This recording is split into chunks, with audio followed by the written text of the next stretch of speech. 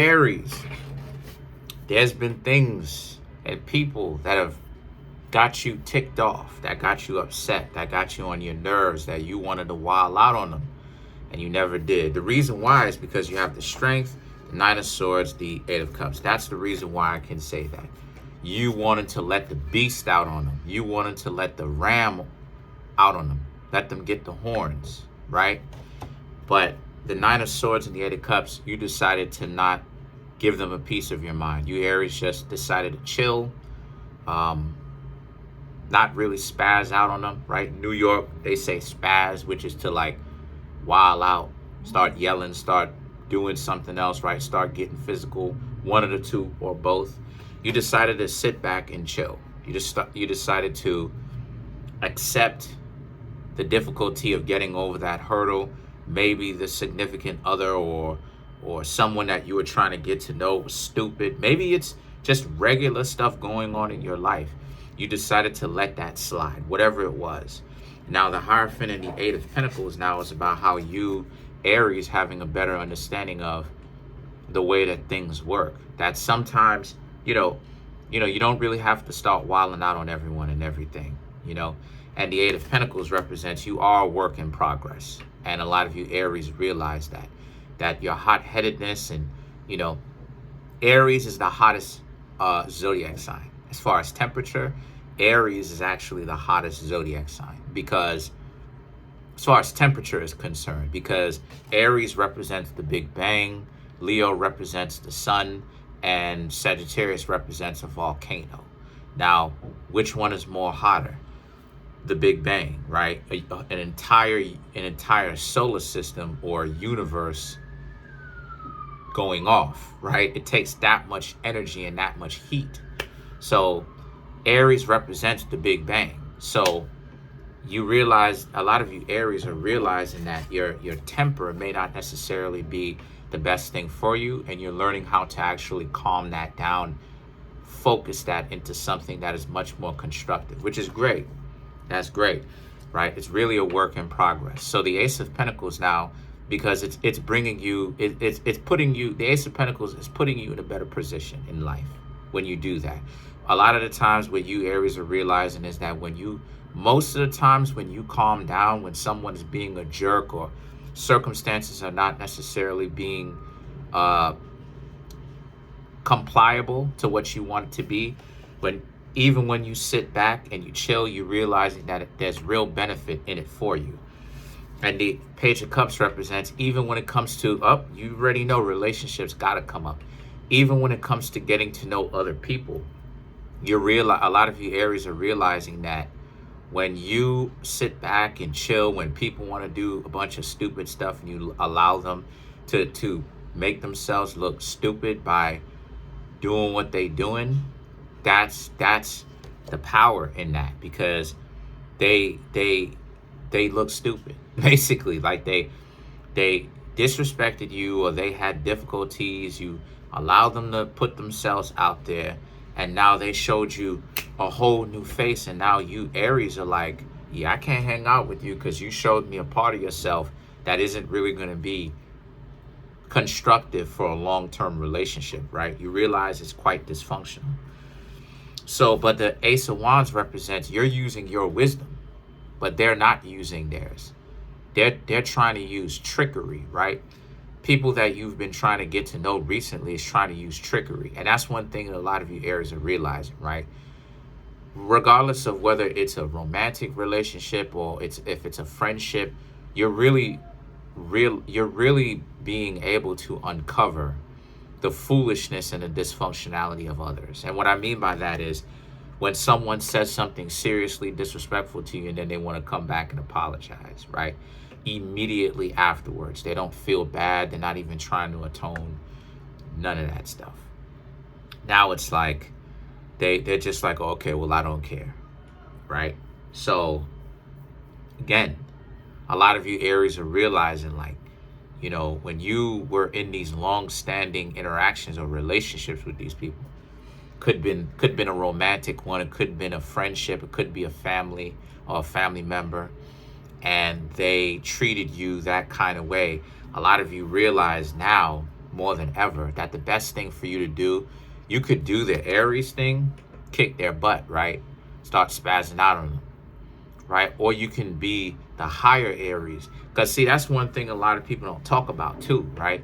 You know, Aries, if you study the deity of Aries, right? When you start talking about conflict, Aries can also be wisdom as well, and looking at conflict differently. Because everything in life, because a lot of things in life, we're going to have conflict. This is what Libra is about, the opposite zodiac sign. But with Libra, Aries is about all out conflict, direct conflict. But Libra is about fixing conflict and the understanding of conflict, right?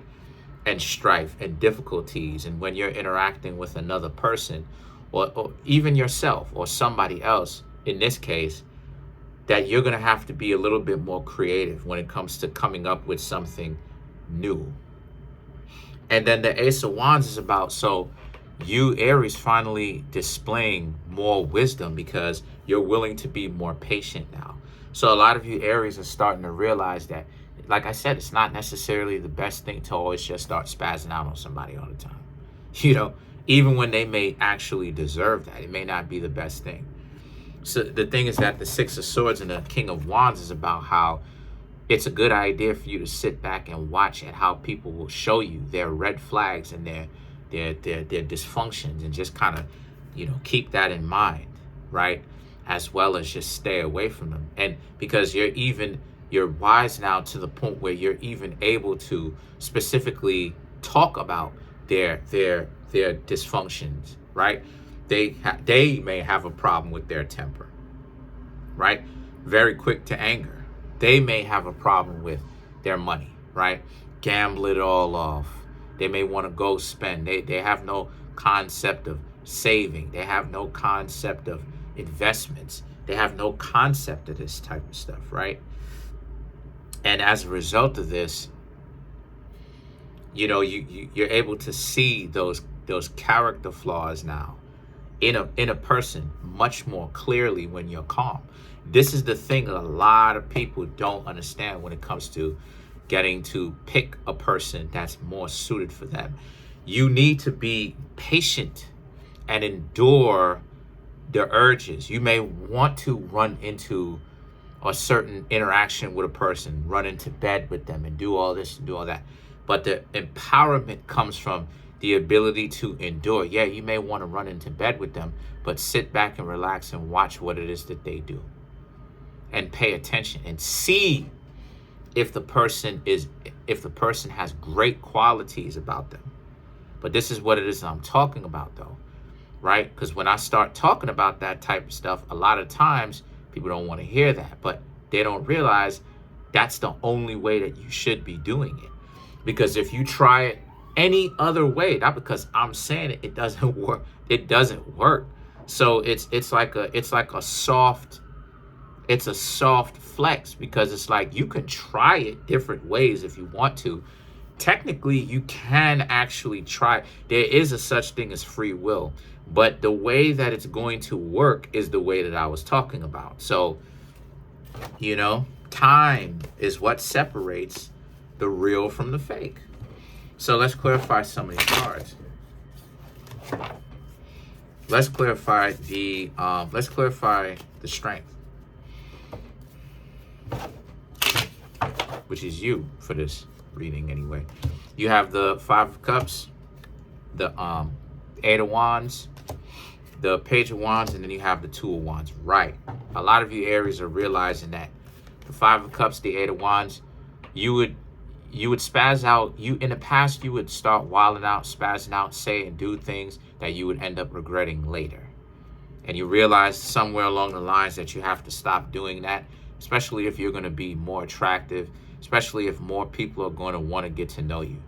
The Page of Wands and the Two of Wands represents, and you know, because of it, you really do have a lot of benefits coming to you, because now when you're calmer, you'll be able to utilize that common sense that a lot of you Aries have to be industrious, because Aries is a very industrious zodiac sign.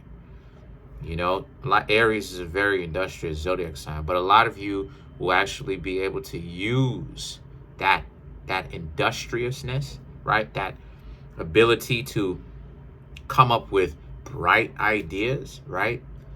That plops into your head, right? Drops into your head, instead of being clouded by over emotion and over sentimentality of what people should do and the disrespect that you feel. Just endure a little bit, you know? And then that's what the Hierophant represents too. The Hierophant kind of represents endurance. It does represent endurance. So let's clarify the Hierophant. Everything takes a little bit of endurance at some shape, form, or fashion. This idea that as soon as you meet somebody, you need to sleep with them. That's not a very good idea per se. This person may have whatever. You need to endure it and wait. Now, I say 1 month because a month is way too long to be acting like you don't have some form of understanding about a person when all you need to do is to ask a question, right? You can ask a million questions in a month. So let's clarify the Hierophant, the Chariot, the Fool, the Page of Swords, the Two of Swords, right? Because a lot of people who would be fake anyway, they would crack up underneath the pressure when you're getting to know them. Because a person who is fake, they're not into talking.